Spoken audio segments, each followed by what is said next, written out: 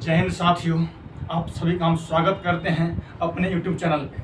दोस्तों, आज तारीख है 28 जुलाई। 28 जुलाई आज पूरे विश्व भर में मनाए जा रहे हैं वर्ल्ड हेपेटाइटिस दिवस 2023। दोस्तों, हम लोग 28 जुलाई को विश्व हेपेटाइटिस दिवस मनाते हैं। तो आज हम इसके बारे में थोड़े विस्तार से जानेंगे, एग्जाम की दृष्टि से भी और अपने जीवन शैली की, यानी कि हेपेटाइटिस से हम कैसे बचे, हेपेटाइटिस क्या होता है, कितने प्रकार के होते हैं, इसके क्या उपचार हैं, इस पर विशेष चर्चा हम करते हैं। और पहला क्वेश्चन एग्जाम में अगर ये पूछ ले कि वर्ल्ड हेपेटाइटिस दिवस कब मनाते हैं, तो 28 जुलाई को हम लोग वर्ल्ड हेपेटाइटिस दिवस मनाते हैं। तो हम शुरू करते हैं कि हेपेटाइटिस क्या होता है।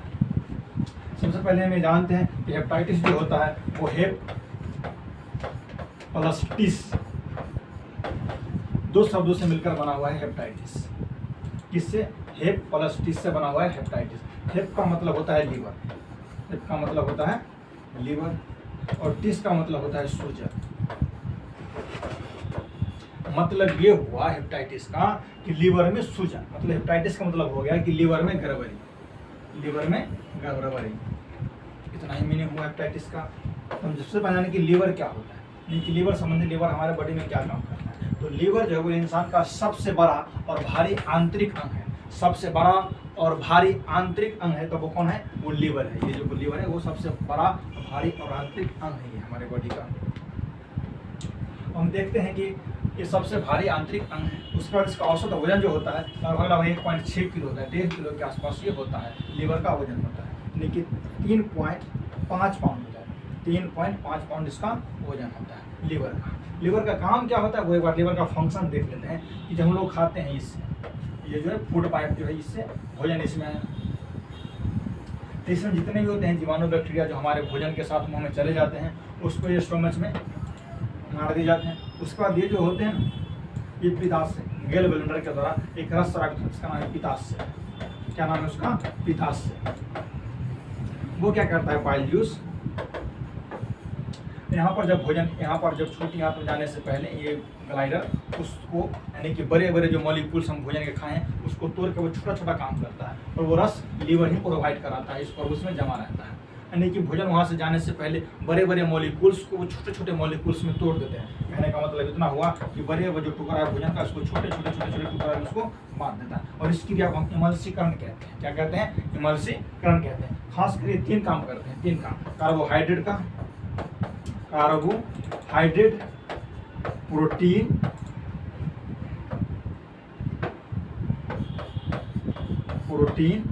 और वसा, 3 चीज का ये पाचन करता है। कौन कौन? कार्बोहाइड्रेट, प्रोटीन और वसा का ये पाचन करते हैं। मुख्य रूप से वसा को तोड़ने में मदद करता है, वसा को और छोटे छोटे पार्टिकल्स में तोड़ता है गेल ब्लेंडर, यानी कि पित्ताशय, बाइल जूस की मदद से तोड़ता है। अब आगे देखते हैं।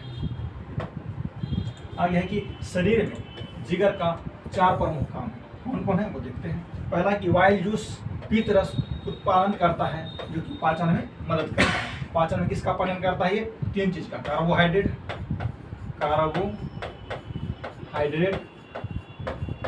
प्रोटीन और वसा। और इन सबों को क्या करता है? छोटे छोटे मॉलिक्यूल्स में तोड़ देता है। अगर क्वेश्चन ये पूछ ले कि हमारे बॉडी में किस चीज का पाचन नहीं होता है, अवशोषण होता है, जल और एंजाइम का पाचन है, जल का अवशोषण होता है बड़ी आंत के द्वारा, जल का अवशोषण होता है।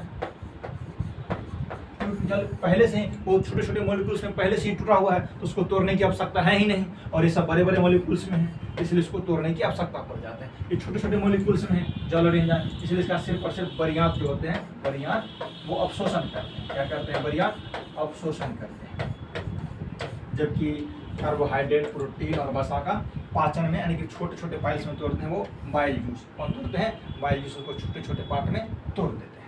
आगे है कि वसा, प्रोटीन और कार्बोहाइड्रेट का ये मेटाबॉलिज्म करते हैं, पाचन करते हैं।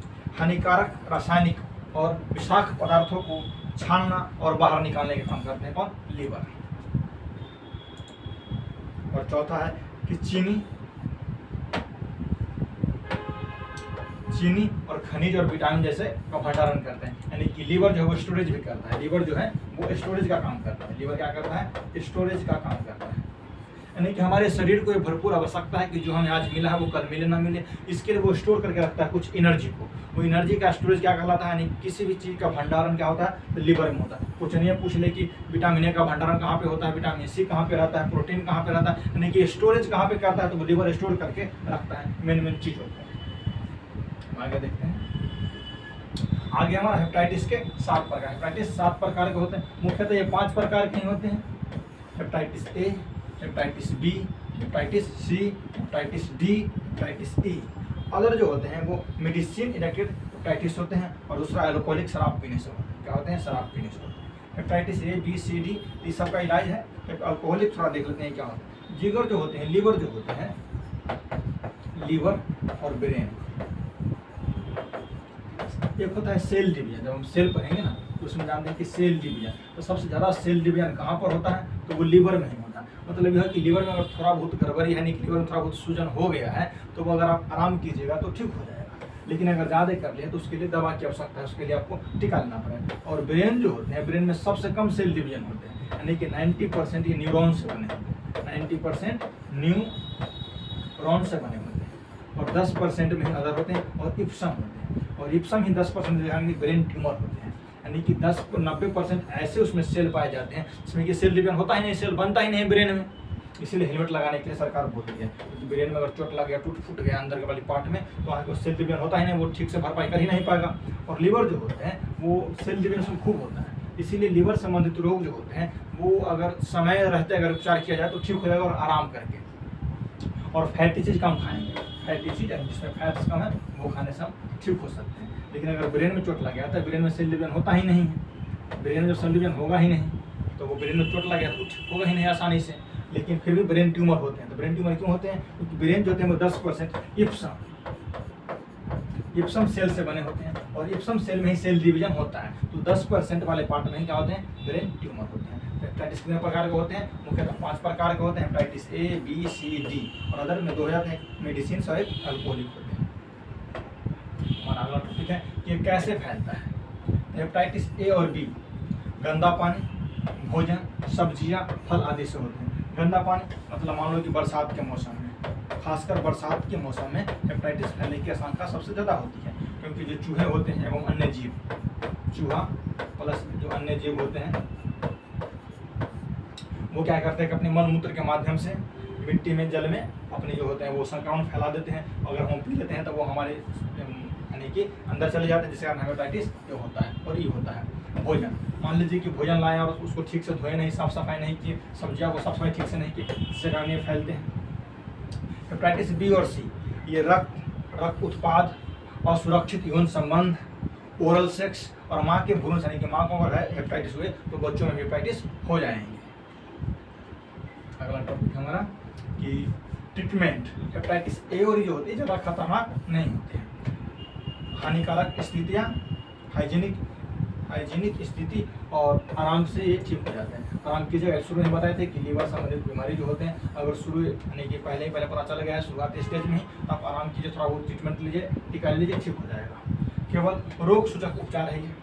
रोकथाम के लिए हेपेटाइटिस ए टीके लगा दिए जाते हैं, ठीक हो जाते हैं, का टीका उपलब्ध है इसका, इलाज इसका संभव है, ज़्यादा खतरनाक नहीं है। ए और ई खतरनाक कौन है, हेपेटाइटिस बी और सी डी। हेपेटाइटिस बी इलाज हो गए, यानी कि हेपेटाइटिस बी अगर हो गया है तो इलाज इसके संभव है, लेकिन सी और डी हेपेटाइटिस अगर हो गए हैं तो इलाज योग्य नहीं है, बल्कि उपचार योग्य है। तो इसमें थोड़ा बहुत दिक्कत होते हैं। आगे हम देखते हैं मोर्टेलिटी दर, मरने। हेपेटाइटिस सी से अधिकतम लोग मर जाते हैं, यानी कि हेपेटाइटिस मान लीजिए अगर 100 लोगों को हो गया हेपेटाइटिस सी, तो उसमें से ज़्यादातर लोग मर जाते हैं। लेकिन अगर हेपेटाइटिस बी हुई तो इसमें से मात्र 1% की मृत्यु होती है, यानी कि 100 में सिर्फ 1 लोग ही मरते हैं हेपेटाइटिस बी से। सी से सबसे ज़्यादा लोग मरते हैं। हेपेटाइटिस ए से और ई से केवल 0.3% लोग की मृत्यु होती है। आगे देखते हैं वैक्सीन। हेपेटाइटिस ए और बी के लिए टीके उपलब्ध हैं। ए के लिए A2 और बी के लिए B3 टीके उपलब्ध हैं, जबकि हेपेटाइटिस सी, डी और ई के लिए टीके उपलब्ध नहीं है। जब ये अगर हो जाते हैं हेपेटाइटिस सी, डी और ई हो जाते हैं तो इसके लिए A2 ही टीके लगा दिए जाते हैं। तो दोस्तों हमने आज हेपेटाइटिस के बारे में चर्चा किया विशेष रूप से, क्योंकि आज 28 जुलाई है और 28 जुलाई हम लोग क्या मनाते हैं, वर्ल्ड हेपेटाइटिस दिवस मनाते हैं। तो आज के लिए इतना ही। जय हिंद, जय भारत।